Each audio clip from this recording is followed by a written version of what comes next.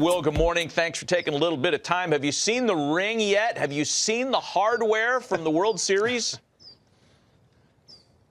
Yeah, good morning. Yeah, I've seen a few pictures of it. I'm excited for, opening weekend to get it. You don't strike me as the kind of guy that's going to wear the ring when you go to the gas station or go to the deli. Do you have plans for it yet?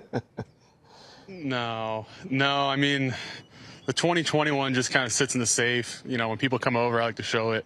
So I'm sure this one will be right next to that one. Hey, Will, a baseball question here for you. We talk a lot about the Dodgers pitching and how much depth you guys have, but you got to catch all these guys. How do you learn and get ready with all the repertoire of different guys you have to see throughout the year? Yeah, it's a challenge. It's having conversations with those guys, when we first show up to camp. Obviously, some guys are returning, some new faces, a lot of new faces. So yeah, just getting to know them, getting to know, how they tick, what they like, what they don't like, their targets, what plays. It's just a lot of conversations with the pitching coaches and, with that specific pitcher. But we do a pretty good job here, and I enjoy the challenge every year. So I got two questions off of that. One is, who's the hardest to catch? And then also, I'm curious about the language barriers. Like, you have guys that speak Spanish, you have guys that speak Japanese, you have guys like me that barely speak English. I mean, you got it all going. Yeah, there's a lot. Yeah, luckily we have interpreters. But the baseball world has the baseball language, so that stuff's easy to communicate. And use the interpreters for bigger stuff and all that. But yeah, the hardest guys to catch for me, it's probably like Glasnow and Dustin May. Just nasty stuff, throwing hard.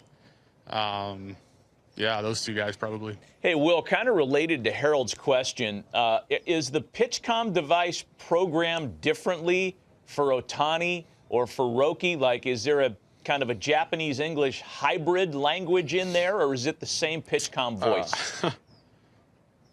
I'm pretty sure it's the same voice. I've never actually listened to theirs, but all last year, Yoshi never crossed me up, so I'm assuming whatever we got's working. So, knock on wood, we don't get crossed up this year.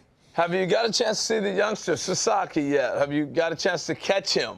Not just watch him throw, but to catch him. Yeah. Yeah, caught some bullpens, caught a few live BPs he's thrown. He looks good. Still trying to get his feet wet, get comfortable here.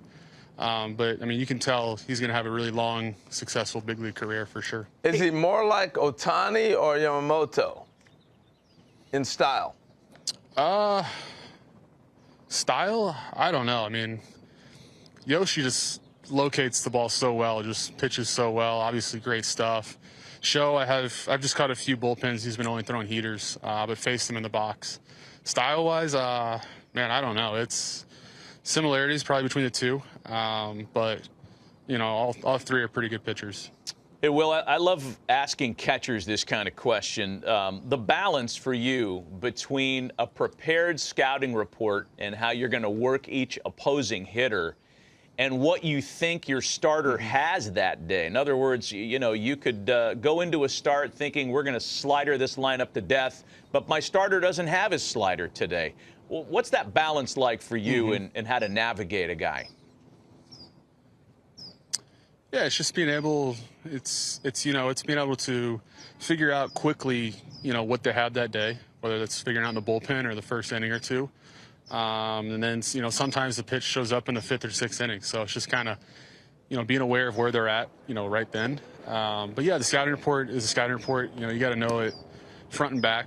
And then it's just, kind of building a whole picture and, what the situation's calling for, where in the game we're at. What the situation is, where in the lineup we're at. It's just kind of putting that all together to, make the best decision possible. Will, we've talked to you now for 5 minutes. It's all about you catching guys, but you can hit, and you're a big part of protecting that lineup that keeps everything going, and really had a really huge turnaround the last couple seasons for you. What's been the growth and the biggest thing that's happened for you as a hitter? Has it just been experience, or have you made some adjustments along the way? Man, there's been a lot. Always making adjustments, obviously, mechanically, to your approach.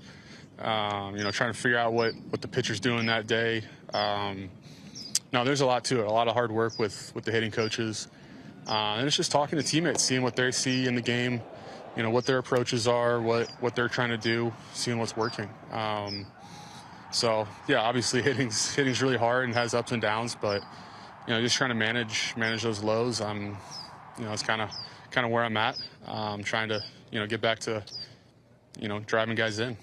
The name Will Smith isn't a common name, but there's some famous people that have. Obviously, you've had to be teased about the Fresh Prince. That's one. I'll leave that to the side. But facing the other Will Smith, and when did you first know that, like, was it a big deal? We make a big deal out of you facing Will Smith.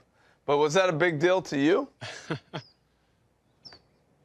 I mean, not really. Not really when it comes to the name. Obviously, it was a big series in 2020 against the Braves. Yeah, you homered in that game off him.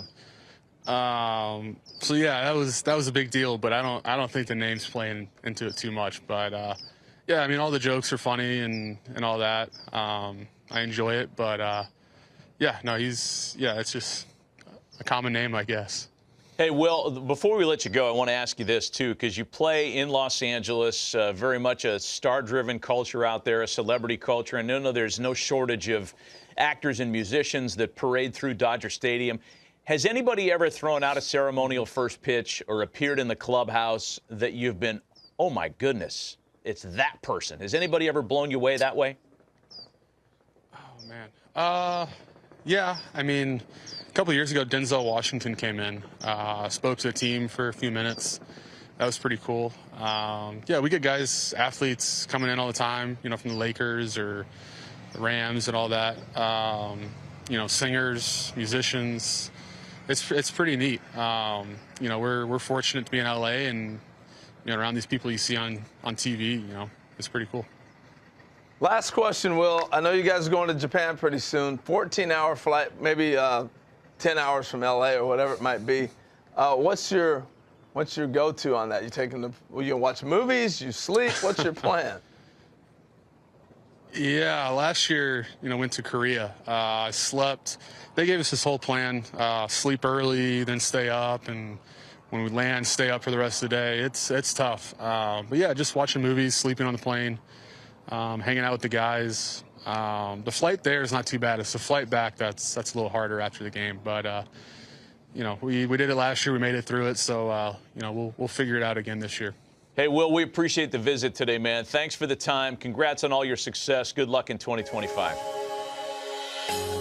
ご視聴ありがとうございました。チャンネル登録と高評価よろしくお願いします。